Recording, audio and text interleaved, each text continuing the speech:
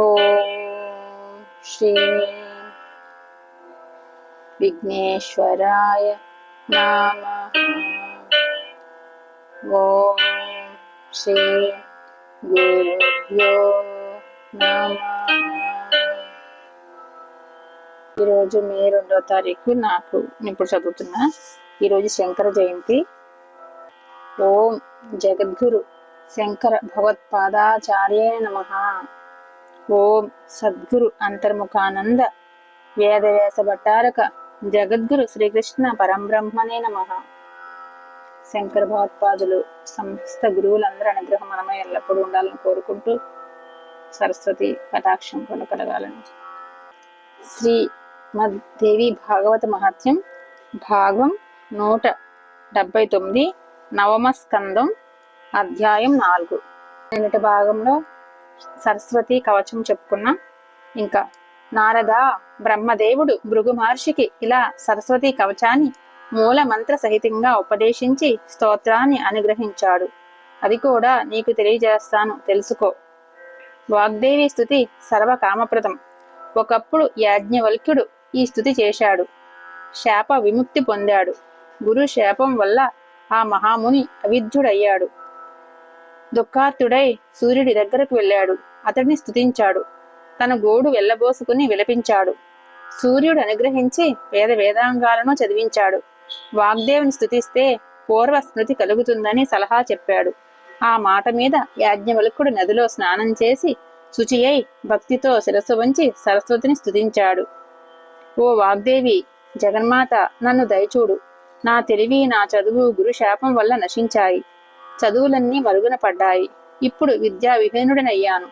నాకు జ్ఞానాన్ని ప్రసాదించు, స్మృతిని అనుగ్రహించు, విద్యను శక్తిని కలిగించు, గ్రంథ రచనా శక్తిని దయచేయి, ఉత్తమ శిష్యుడిని సమకూర్చు, ప్రతిభను సభా సత్కారాన్ని అనుగ్రహించు.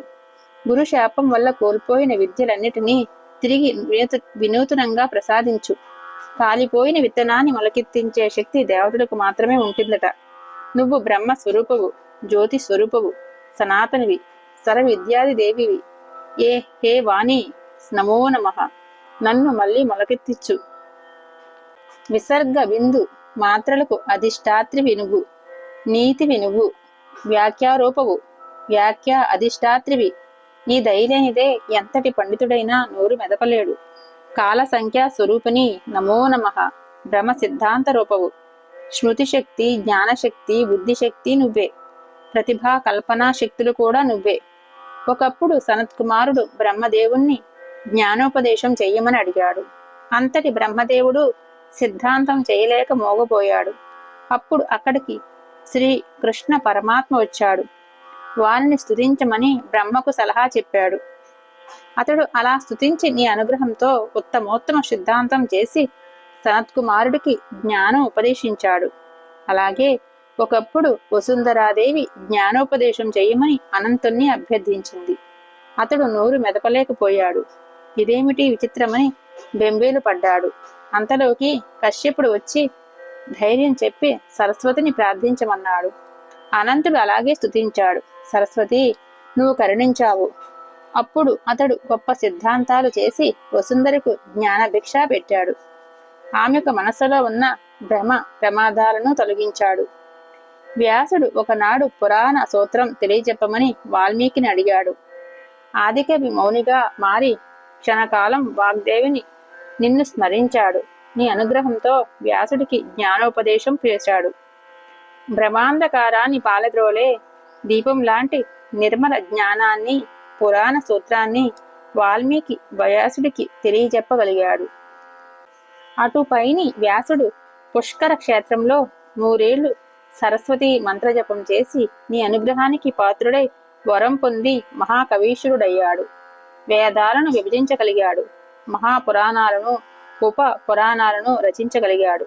వాణి తత్వజ్ఞానం ఉపదేశించమని ఇంద్రుడు శివుణ్ణి అడిగినప్పుడు కూడా శివుడు నిన్నే ధ్యానించాడు, ఉపదేశించగలిగాడు.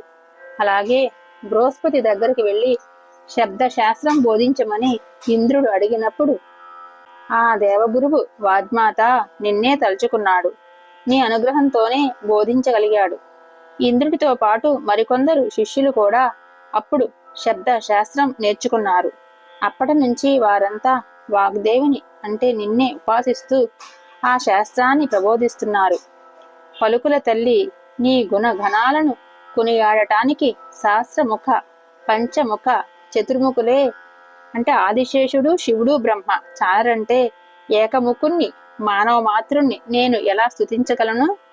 సహస్రముఖ అంటే ఆదిశేషుడికి సహస్రముఖాలు ఉంటాయని, శివుడికి పంచముఖాలని, బ్రహ్మకు చతుర్ముఖుడని. యాజ్ఞవల్క్యుడు భక్తి భావన సముద్రుడై శిరస్సు వంచి సరస్వతి దేవిని ఇలా స్తుతించాడు. సాష్టాంగపడ్డాడు. దుఃఖభారంతో రోధించాడు. జ్యోతి స్వరూపిణి మహామాయ ఆ సరస్వతీదేవి కటాక్షించింది.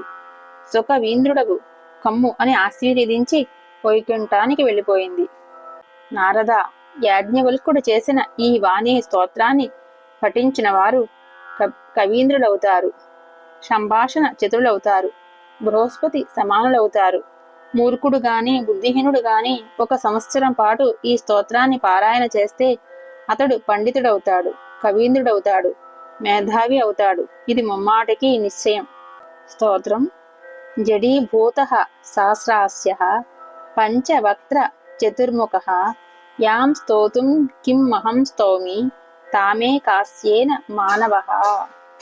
దీనికి మీనింగ్, ఓ పలుకుల తల్లి, నీ గుణగణాలను కొనియాడుటకు సహస్రముఖ పంచముఖ చతుర్ముఖులే చాలరంటే ఏకముఖుని మానవ మాతృణ్ణి నేను ఎలా స్తుతించగలనని చెప్పినట్టు.